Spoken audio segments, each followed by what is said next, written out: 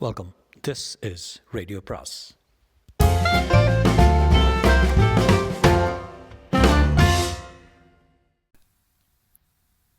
அனைவருக்கும் அன்பு வணக்கம். ஜாவர் சீதாராமனின் உடல் பொருள் ஆனந்தி அத்தியாயம் 6. ராமநாதன் உடனே தன் கதையை ஆரம்பித்தான். என் தந்தை சபாபதி சென்னையில் ஒரு ஃபோட்டோ கடை வச்சுருந்தார். ஆனால் என் தாயோ ஒரு பெரிய லட்சாதிபதியின் மகள். பொருளாதார நிலைப்படி பார்த்தா என் தாய்க்கும் தந்தைக்கும் திருமணம் நடந்திருக்கவே முடியாது. ஆனால் காதல் என்பது பொருளாதாரம், மதம், சாதி முதலியவர்களுக்கு அப்பாற்பட்டதல்லவா. சென்னைக்கு விடுமுறைக்காக வந்திருந்த என் தாய் என் தந்தையை சந்திக்க நேர்ந்தது. என் தந்தை சபாபதி அழகான தோற்றமும் கவர்ச்சியான பேச்சும் உடையவர். அவருடைய கண்கள் பார்ப்பவர் உள்ளத்தை காந்தம் போல கவர்ந்து இழுக்கும் தன்மையுடைய இருந்ததுன்னு சொல்லுவாங்க. காந்த கண்கள், பாதாம் பருப்பு போன்ற கண்கள், மனோவசிய கண்கள் என்று சொல்லப்படுவ வகையில் சேர்ந்தது என் தந்தையின் விழிகள். அந்த விழிகளின் காந்தத்தால் என் தாயின் மனம் இழக்கப்பட்டதில் ஆச்சரியம் இல்லை. என் தாய் ஒரு ஃபோட்டோ கடைக்காரர் மணப்பதில் என் மாமன் ராமலிங்கத்துக்கோ என் பாட்டானருக்கோ விருப்பம் இல்லை. ஆனால் என் தாய் பிடிவாதமாக என் தந்தை சபாபதியை மணந்து சென்னைக்கு வந்து சேர்ந்தா. என் தாயை பெற்ற பாட்டனார் தன் ஒரே மகளுக்கு பெரிய ஜமீன்தார் வீட்டு மாப்பிள்ளையை பார்த்துருந்தார். ஆக ஏமாந்து போனார். அந்த ஏமாற்றமே அவரை நாளடைவில் கொன்று விட்டது. என் தந்தையின் தோற்றம்தான் கவர்ச்சியாக இருந்தது இல்லாமல் அவரது குணம், நடத்தை எல்லாம் நேர்மாறாக இருந்தன. கல்யாணமான மறு மாதமே அவர் என் தாயை இம்சிக்க தொடங்கிட்டார். அவருடைய குடி, சூதாட்டம் முதலிய கெட்ட பழங்களுக்கு பணம் சம்பாதிக்க கருவியாக என் தாயை உபயோகிக்க ஆரம்பித்தார். என் தாயோ தான் விரும்பி மணந்த கணவனை பற்றி தன் சகோதரனும் கூட அவதூறு சொல்லக்கூடாது, சொன்னால் தனக்கு தான் அவமானம் என்று தன் தந்தையை நடத்தையை மூடி மறைச்சி வச்சாள். வந்தால் நாட்கள் செல்ல செல்ல என் தந்தையோட என் தாய் நடத்திய வாழ்வு நரகமாகி கொண்டே வந்தது. உள்ளம் உடைந்து போய் உடல் மெலிந்து போன என் தாய் நான் 3 வயதாக இருக்கும்போது இந்த உலகத்தை விட்டு சென்று விட்டாள். என் தாய் சாகும்போது அவர் சகோதரன் ராமலிங்கத்தினம் அப்பாவின் உள்ளத்தை முறித்து நான் காதல் திருமணம் செய்து கொண்டேன். அதன் பலன் தான் இப்போது மனமுடைந்து சாரேன். என் குழந்தைக்கு ராமநாதனையாவது நீ உன்னோடு எடுத்து போய் உன் மகனை போல வளர்த்து வா என்று சொல்லிவிட்டு இறந்தாளாம். ஆனால் என் தந்தை என்னை என் மாமாவுக்கு அனுப்ப மறுத்தாராம். என் தாய் அணிந்திருந்த ₹1,00,000 நகைகளையும் ₹25,000 கொடுத்தால்தான் என்னை அனுப்ப முடியும்னு பிடிவாதம் பிடிச்சாராம். நகைக்கும் பணத்துக்கும் மகனை விலை பேசும் மனிதனிடம் குழந்தை விடுவது ஆபத்துன்னு நினைத்து தாய் நகைகளையும் கேட்ட பணத்தையும் கொடுத்து விட்டு என்னை திருச்சிக்கே அழைத்து வந்து விட்டார் என் மாமா. அன்று முதல் நான் என் மாமா வீட்டிலே வாழ்ந்து வந்தேன். என் தந்தை என்ன ஆனார், அவர் மறுபடியும் மணந்து கொண்டாரா என்ற விஷயங்கள் எதுவும் எங்களுக்கு தெரியாது. நானும் என் மாமாவின் தாயில்லா பெண் சீதாவும் ஒன்றாக வளர்க்கப்பட்டோம். எங்கள் இருவருக்குமே தாயும் தந்தையும் ராமலிங்கமே. வருடங்கள் பல சென்று நான் காலேஜில் படித்து பட்டம் பெற்று பின்பு சென்னை சட்டக்கல்லூரியில் படித்து பட்டம் பெற்றேன். வக்கீலாக திருச்சியிலேயே வாழ்க்கை தொடங்க வேண்டும்னு என் மாமா தீர்மானித்தார். இந்த நிலையில் என் மாமாவுக்கு ஒரு தந்தி வந்தது. அதில் ராமநாதன் தந்தை இறந்து விட்டார். ராமநாதனை 7 சோலை தெரு சிந்தாதிரிப்பேட்டைக்கு அழைத்து வரவும் மீனாட்சி அம்மாள்னு எழுதியிருந்தது. எனக்கோ என் மாமாவுக்கோ மீனாட்சி அம்மாள் யார் என்ற விவரம் ஒன்றும் புரியவில்லை. முதல் மாமா அந்த தந்தையை புறக்கணித்து விடுவதுன்னு நினைத்தார். ஆனால் சீதா தந்தையிடம், அப்பா சபாபதி என்னதான் கொடியவரானாலும் அத்தானுடைய அப்பா, அவருக்கு உடலும் உயிரும் கொடுத்தவர், அவர் உடலுக்கு இறுதி கடமையாவது அத்தான் செய்து தான் ஆக வேண்டும் என்று சொன்னாள். ஆனால் என் மாமா சீதா, எனக்கு அந்த சபாபதியை நினைச்சாலே பயம் ஏற்படுது. அவன் இருந்தபோது அத்தையின் வாழ்க்கையை பாழாக்கினான், இப்போது அவன் செத்தும் நம்ம கெடுப்பானோ என்ற பயம் உண்டாகிறது. அதுதான் யோசிக்கிறேன்னாரு. எனக்கு என் அப்பாவின் முகத்தை ஒரு முறையாவது பார்க்க வேண்டும்னு ஆசையாக இருந்தது. ஆகையால் நாங்கள் இருவரும் ரயில் ஏறி சென்னைக்கு வந்தோம். உடனே சிந்தாதிரிப்பேட்டை சோலை தெருவுக்கு கார் எடுத்துக்கிட்டு போனோம். சோலை தெரு என்பது மிகவும் குறுகிய சந்து, அதனால் கார் புகவே முடியாது. காரை விட்டு இறங்கி 7ஆம் நம்பர் வீட்டை நோக்கி சென்றோம். அந்த வீட்டு ரேழியில் இறந்து போன உருவம் கிடந்தது. அது என் தந்தையாக தான் இருக்க வேண்டும்னு நினச்சேன். அது பக்கத்தில் மீனாட்சி அம்மா தனியாக உட்காந்து அழுதபடி இருந்தால் நாங்கள் உள்ளே நுழையவும் எங்களை ஆச்சரியத்தோடு பார்த்தோம் மீனாட்சி அம்மாள். உடனே என்னை யாரென்று ஊகித்து கொண்டு, வா ராமநாதா வா, நான் தான் உன்னுடைய சிற்றன்னை, உன் தாய்க்கு பின் இவரை கைப்பிடித்தவள் என்று கூறி என் தந்தையின் உடலை காட்டினான். என் தந்தையின் உடலும் அவர் வாழ்க்கையில் தாண்டி வந்திருக்கு சோதனைகளை தெளிவாக விளக்கினேன். என் தாயின் மனதை கவர்ந்து என் தந்தையானவரின் முகத்தை அப்படியே விரைத்து பார்த்தபடியே இருந்தேன். என் மனத்தில் அவர் மீது இரக்கம் ஏற்படலை, ஆனால் அவரை என்னால் வெறுக்கவும் முடியல.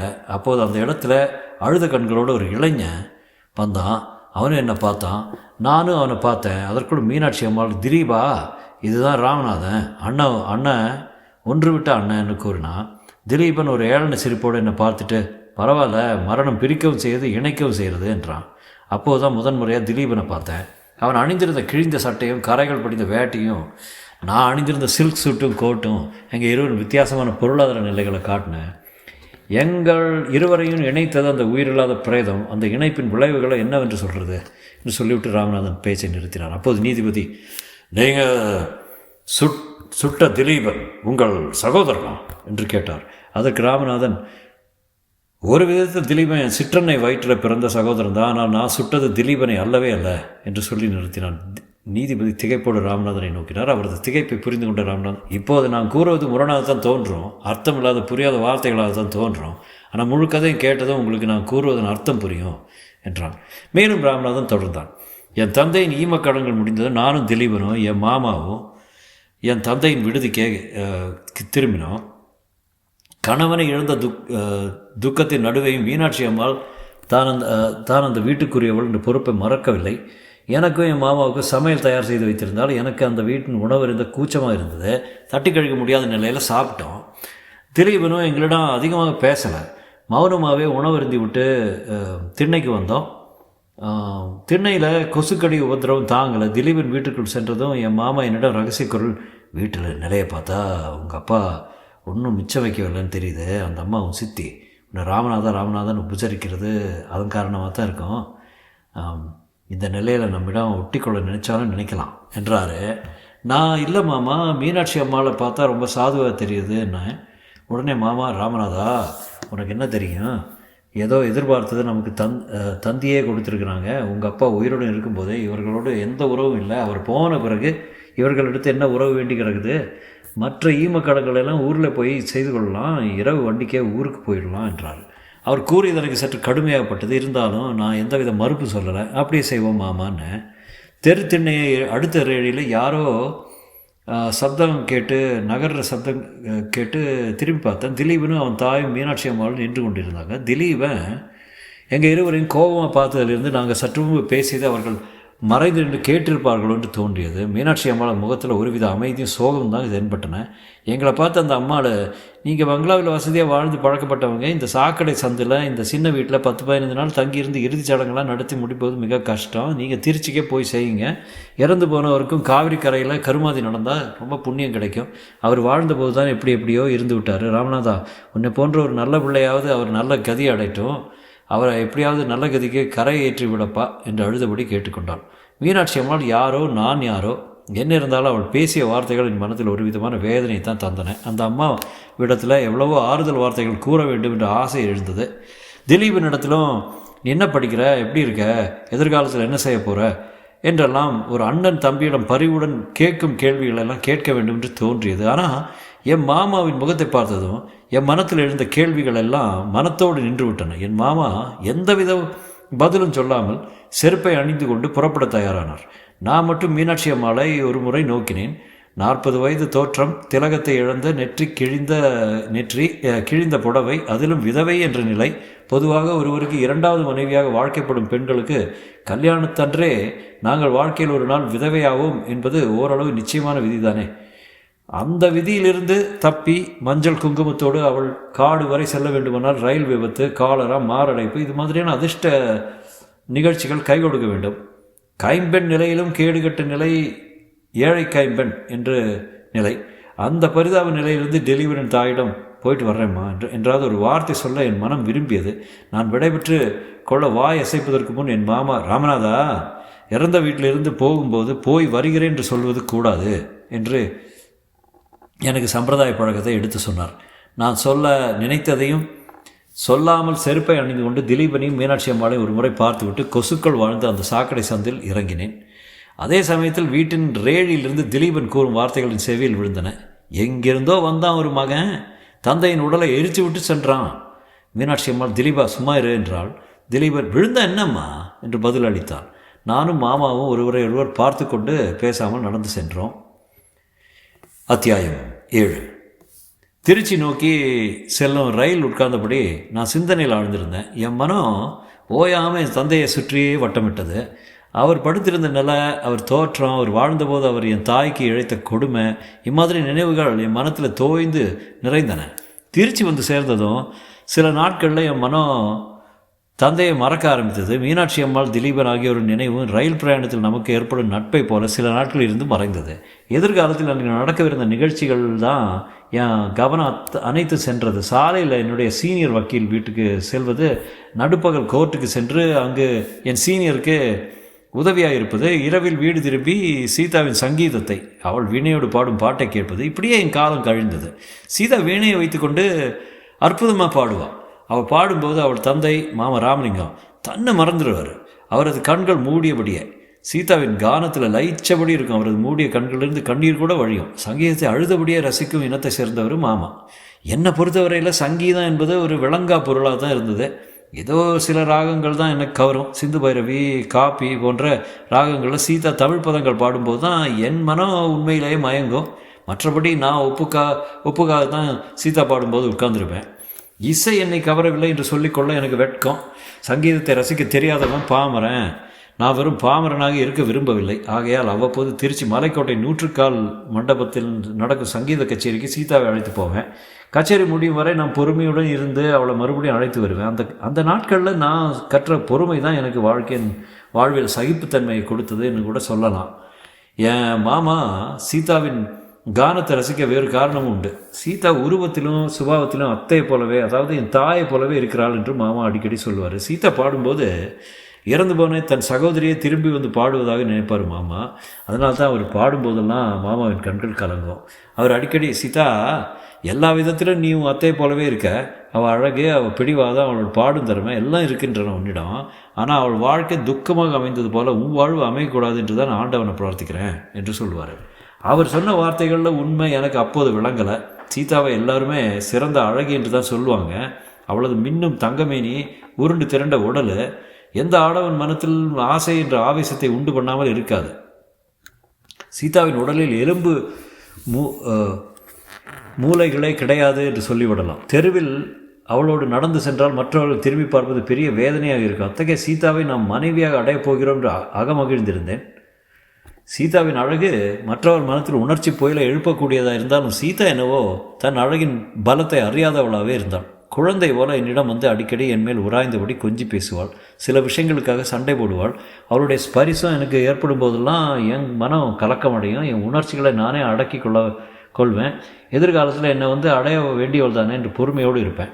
மாமாவுக்கு தெரியாமல் படித்தா உள்ளத்தை வியர்க்க வைக்கும் காதல் வர்ணனை நிறைந்த சில காதல் புத்தகங்களை கொண்டு வந்து அவளிடம் கொடுத்து படிக்க வைத்தேன். அப்போதாவது அவளுக்கு உடல் அடைந்த பருவத்திற்கு ஏற்ப மனமும் பக்குவம் அடையும் என்று எண்ணினேன். ஆனால் அந்த புத்தகங்களை அவளுக்கு சோர்வைத்தான் கொடுத்தனேன்.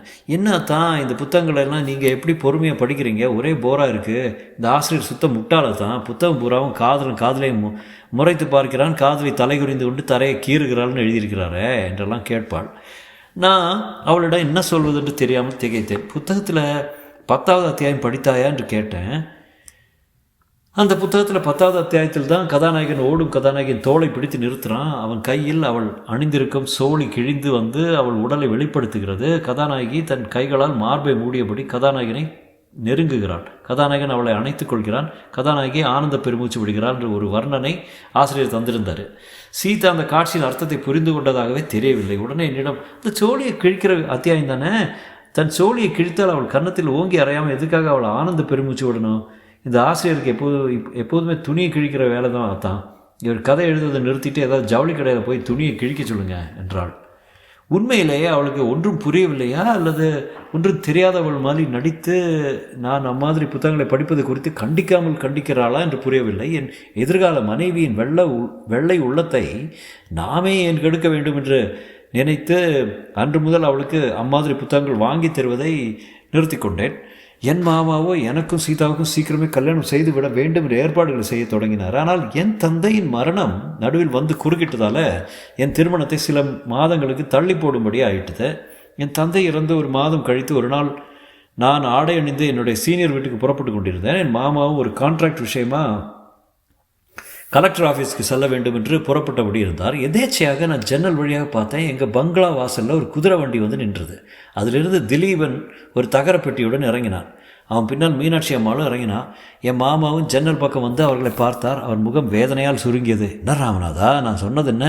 உன் சித்தியும் ஒன்று விட்ட சகோதரனும் வந்து விட்டாங்க. நிச்சயமாக நம்மிடம் பணம் உதவி கேட்க தான் வந்திருக்கிறாங்க என்றார். எனக்கு அவர் சொன்னது உண்மை என்றே தோன்றியது. என்ன செய்ய போகிறேன் மாமான்னு கேட்டேன். மாமா யோசித்தார்.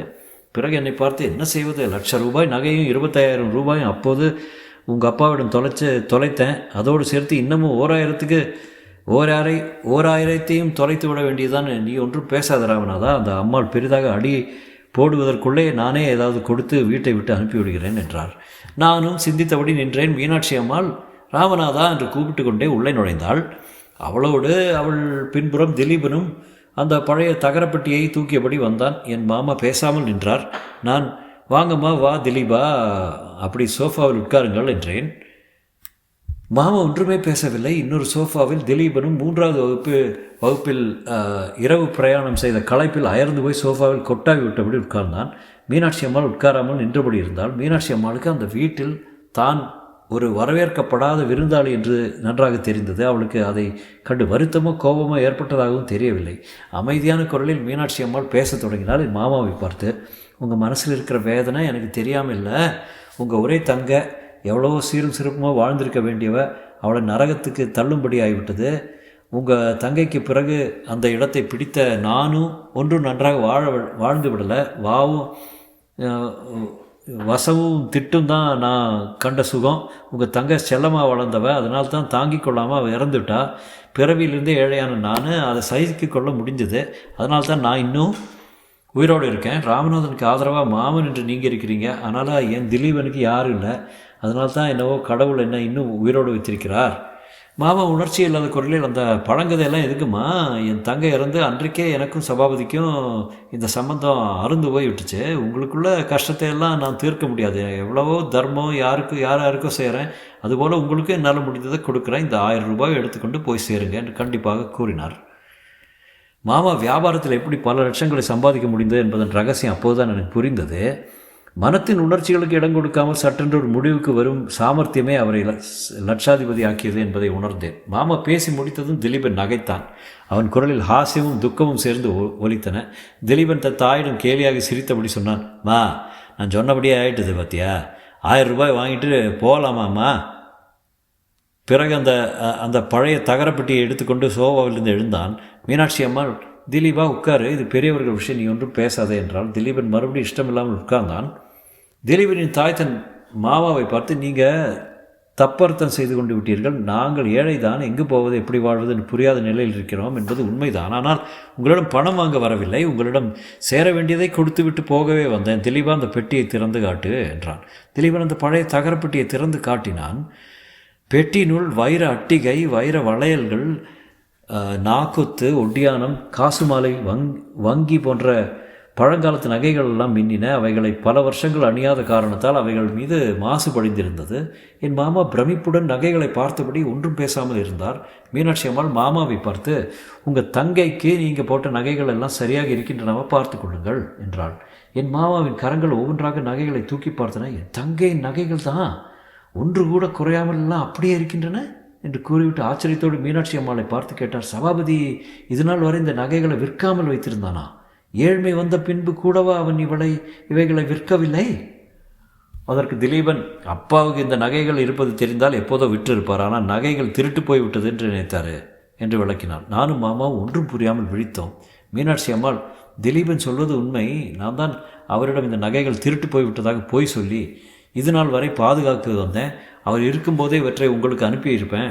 ஆனால் அது பெரிய ஆபத்தை முடிந்திருக்கும். எனக்கு முன்னால் வாழ்ந்தவளின் நகைகள் அவள் மகனே சேர வேண்டும் என்பது என் ஆசை. ராமநாதனுக்கு வாய்க்கு போகும் மனைவி தான் இவற்றை அணிய வேண்டும் என்றிருந்தேன். நீங்கள் அன்று எங்கள் வீட்டுக்கு வந்தபோதே இதை கொடுத்திருப்பேன். ஆனால் கணவனை இழந்த துக்கத்திலும் அதிர்ச்சியிலும் மறந்து போய்விட்டேன். ராமநாதனுக்கு சேர வேண்டியதை சேர்த்து விட்டால் ஆண்டவன் என் மகனை கைவிட மாட்டான் என்ற நம்பிக்கையில் தான் இதை கொண்டு வந்தேன் என்று சொல்லிவிட்டு, வா திலீபா போகலாம் என்று திலீபனை அழைத்தாள். திலீபன் பெட்டியை வைத்துவிட்டு தாயோடு புறப்பட்டான். ₹1,00,000 நகைகளை தூசி போல நினைத்துவிட்டு கந்தல் துணியோடு தள்ளாடி நடந்து செல்லும் அந்த உத்தமியை பார்த்தபடி நின்றேன். என் வாய் பேசும் சக்தியை இழந்தது. என் மாமாவும் சிலை போல நகைகளை பார்த்தபடி உட்கார்ந்திருந்தார். தொடரும்.